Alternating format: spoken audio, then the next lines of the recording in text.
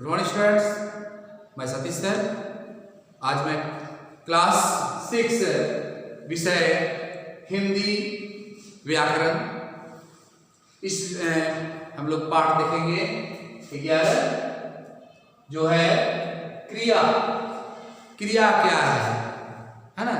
तो क्रिया क्या है? कोई भी काम करते हैं वह क्रिया है। ठीक है, तो क्रिया का क्या होता है?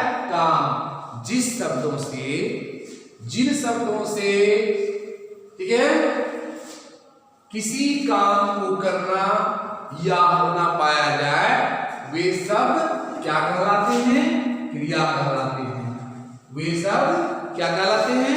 क्रिया कहलाते हैं। जिन शब्दों से किसी काम का करना या होना पाया जाए वे शब्द क्या कहलाते हैं? क्रिया कहलाते हैं। जैसे सीता पढ़ रही है ना? तो ये उदाहरण, सीता पढ़ रही है, तो इसमें क्या काम हो रहा है? पढ़ने का काम हो रहा है। अर्थात पढ़ रही है, यह क्या हुआ? पढ़ना क्रिया हुआ। इस वाक्य में पढ़ रही है क्रिया हुआ। ठीक है, पढ़ना, खेलना, दौड़ना, ये सब काम है, क्रिया है। ठीक है, तो हम लोग देख लिए क्रिया। अब हम लोग देखते हैं धातु। ठीक है, तो यहाँ क्रिया क्या हो गया? काम। कुछ भी काम कर रहे हैं वह क्या है? क्रिया है।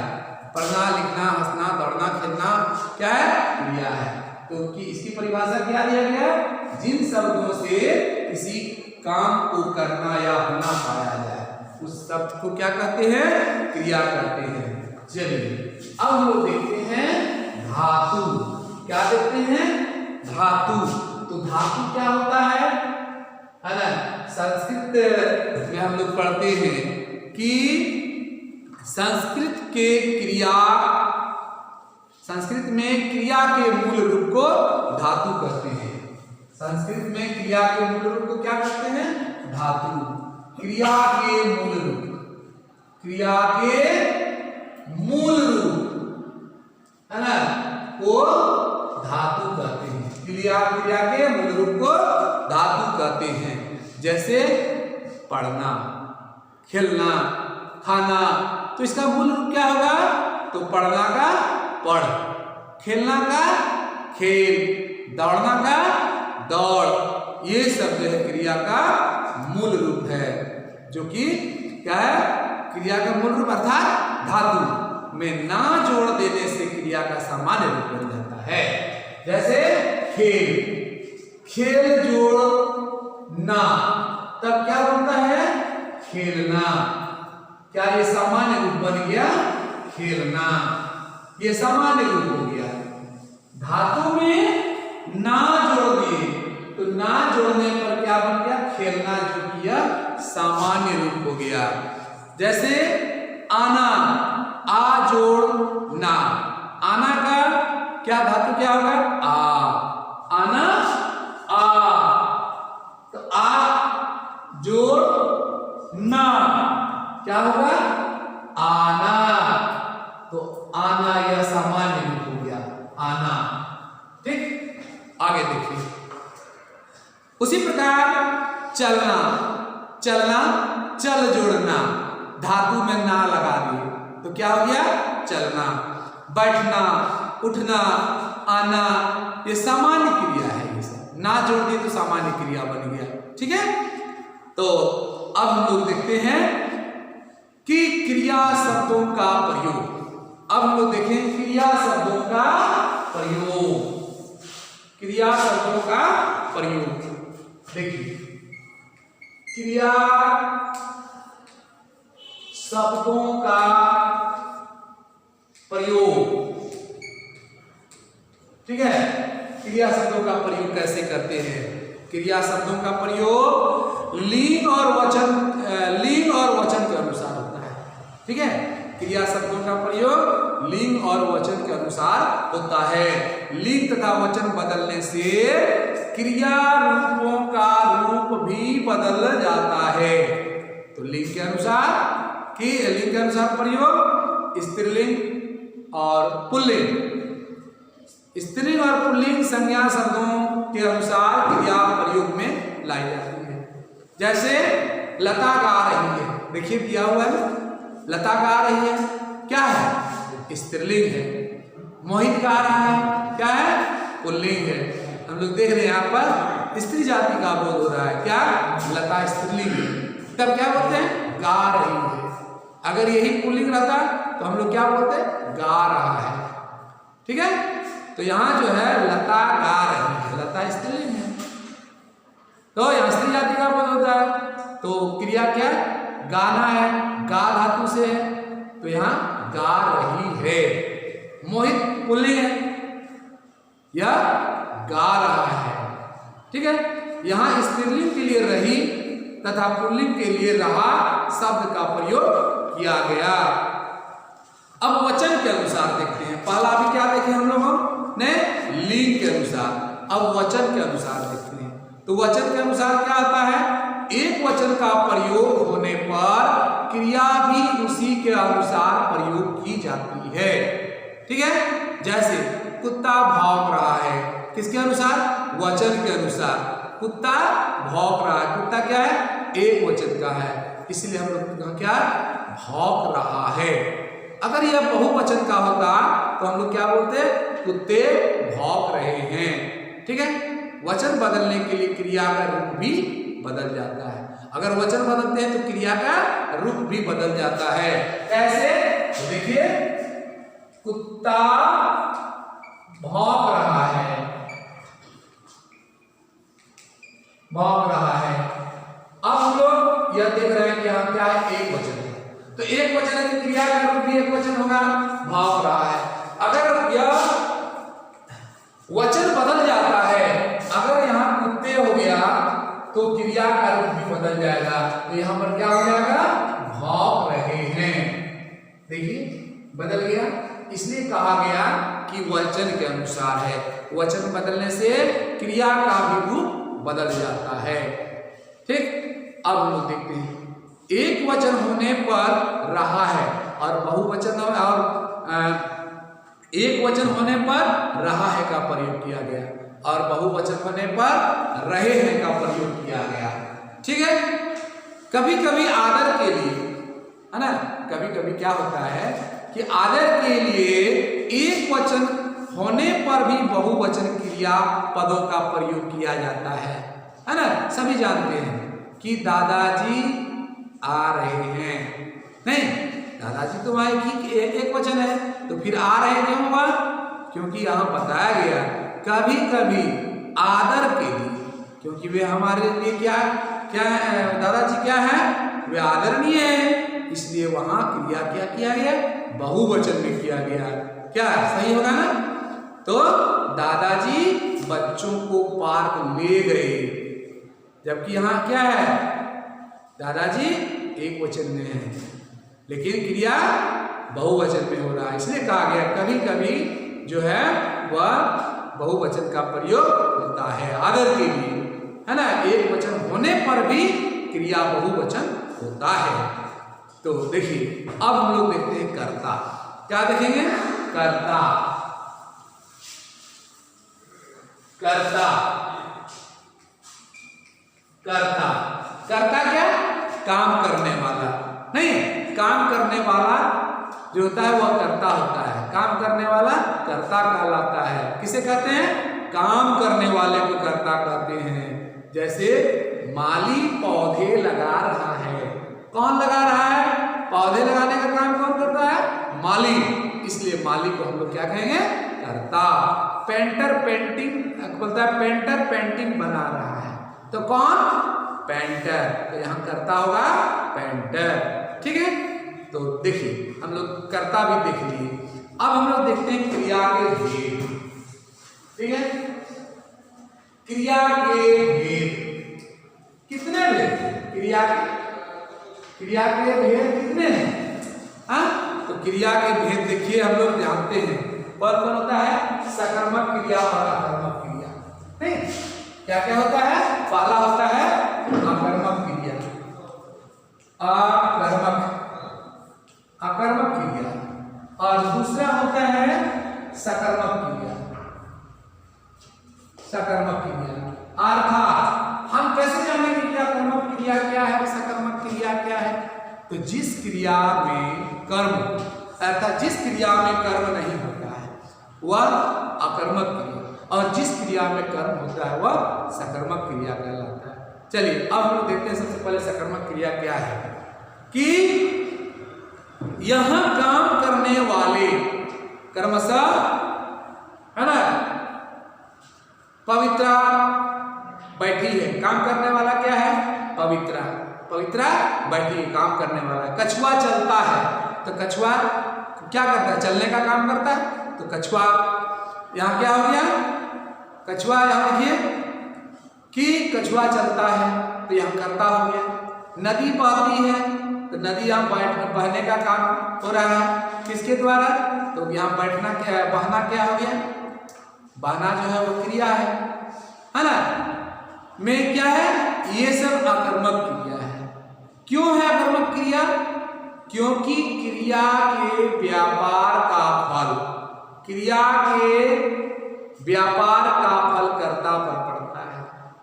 कार्य का फल किसकी? कार्य का फल किस पर पड़ता है? कर्ता पर पड़ता है। अतः ये सब क्या होगा? अकर्मक क्रिया है।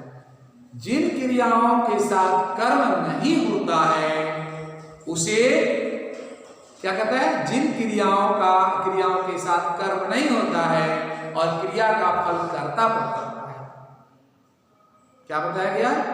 जिन क्रियाओं के साथ कर्म नहीं होता है, तो जिन क्रियाओं के साथ कर्म नहीं होगा वहां जो है क्या? क्रिया का फल किस पर पड़ेगा? कर्ता पर पड़ेगा, इसलिए वह अकर्मक क्रिया होगा। ठीक है। इसके विपरीत क्या होता है? इसके विपरीत होता है जिन क्रियाओं के साथ कर्म का फल, जिन क्रियाओं के साथ कार्य का फल कर्म पर पड़ता है उसे हम सकर्मक क्रिया कहते हैं। जैसे क्या? दूध वाला दूध बांटता है, अकर्मक क्या दिया गया? अकर्मक में दिया गया पवित्र कछुआ चलता है ना? ये देखिए कछुआ चलता है, तो कछुआ चलता है, कहाँ चलता है, कैसे चलता है, कुछ नहीं, चलता है।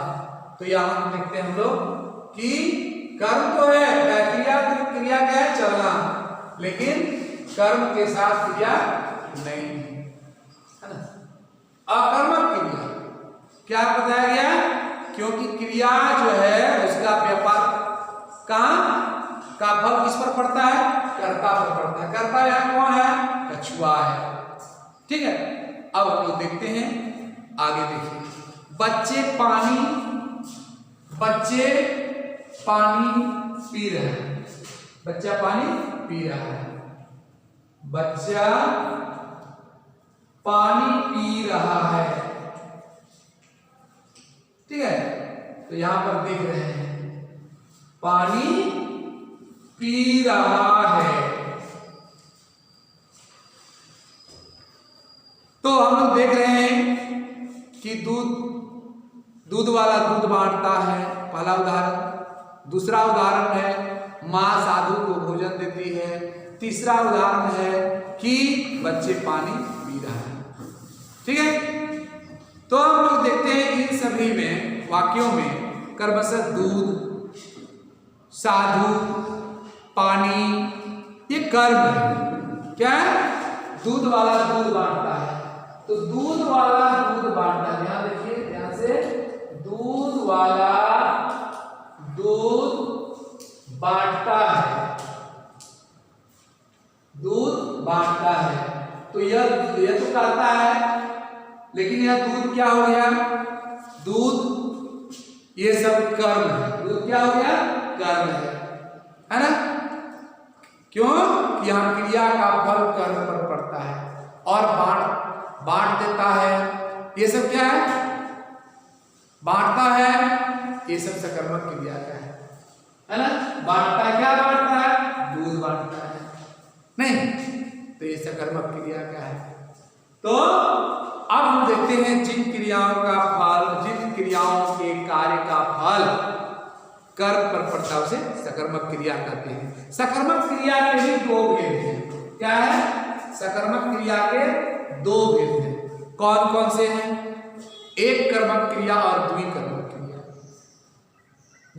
के साथ एक कर्म होता है ना, जिस क्रिया के साथ एक ही कर्म होता है उसे एक कर्मक क्रिया कहते हैं। माँ खाना बना रही है, देखिए माँ खाना बना रही है, माँ खाना बना रही है। तो यहां एक कर्मक क्रिया है, क्रिया के साथ एक ही कर्म है ना, क्रिया के साथ एक कर्म है। क्या बना रही है? तो खाना बना रही है ना। अब देखिए, तो इन वाक्य में खाना जो है, खाना कैसे यहाँ किस क्रिया में कितना एक कर्म है, अतः यह एक कर्मक क्रिया है। जिस क्रिया के साथ दो कर्म होते हैं वे द्विकर्मक क्रिया कहलाते हैं। जैसे बताएंगे, पिताजी ने बच्चों को खिलौने दिए, पिताजी ने बच्चों को खिलौने दिए, ठीक है। क्या बताया गया? पिताजी ने बच्चों को खिलौने दिए। किसको दिए? बच्चों को। क्या दिए? खिलौने दिए। दूसरा दिया, माँ बच्चों को नृत्य सिखा रही है।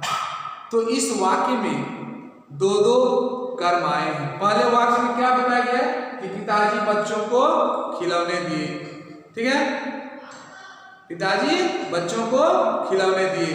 तो इसमें बच्चों तथा खिलौने, यहाँ बच्चों और खिलौने, यहाँ दो दो कर्म है, ठीक है। तो इस प्रकार ये द्विकर्मक क्रिया। क्लियर? अब है सकर्मक और अकर्मक क्रिया की पहचान कैसे करेंगे। सकर्मक और अकर्मक क्रिया की पहचान कैसे करेंगे? तो यहां दिया हुआ है कि यदि वाक्य में प्रयुक्त क्रिया को हम क्या लगाकर प्रश्न पूछें और उत्तर में कोई संज्ञा शब्द आता है तो क्रिया सकर्मक है।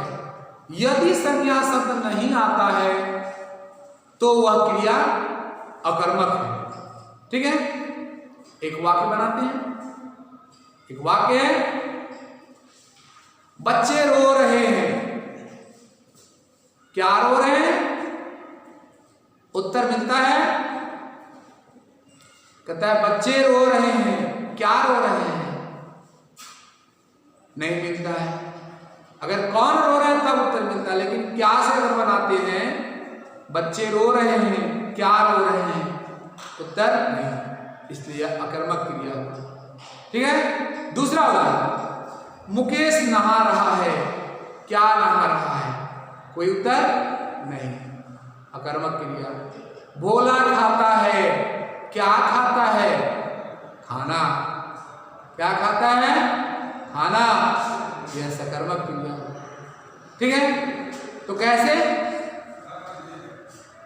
हम लोगों ने देख लिया कि किस प्रकार सकर्मक और अकर्मक क्रिया की पहचान है। चलिए अब हम लोग आगे देखते हैं कि एक्सरसाइज में हम लोग कैसे बनाएंगे, क्या बनाएंगे। तो आप एक्सरसाइज में बना सकते हैं कि लिखित शब्दों में, आप अपने बुक में देख सकते हैं कि लिखित शब्दों में क्रिया शब्द पर गोला घेरा लगाइए। इसमें बहुत सारे शब्द दिए हुए हैं, उसमें क्रिया क्या है पहचान करना है। नंबर 4, निम्न वाक्यों में से क्रिया शब्द को छांटना है और क्रिया सकर्मक है या अकर्मक है देखना है या बताना है, लिखना है। नंबर 1, उदित गाना गा रहा है। क्रिया शब्द क्या है? क्रिया का भेद क्या है? सकर्मक है या अकर्मक है? इस तरह से आप बनाएंगे, मिलान करना है। आगे है उचित रूप को लिखना है, ठीक है। आप एक्सरसाइज बना लेंगे, आगे हम लोग पढ़ेंगे, आगे देखेंगे नेक्स्ट वीडियो में। धन्यवाद। कितना मिनट?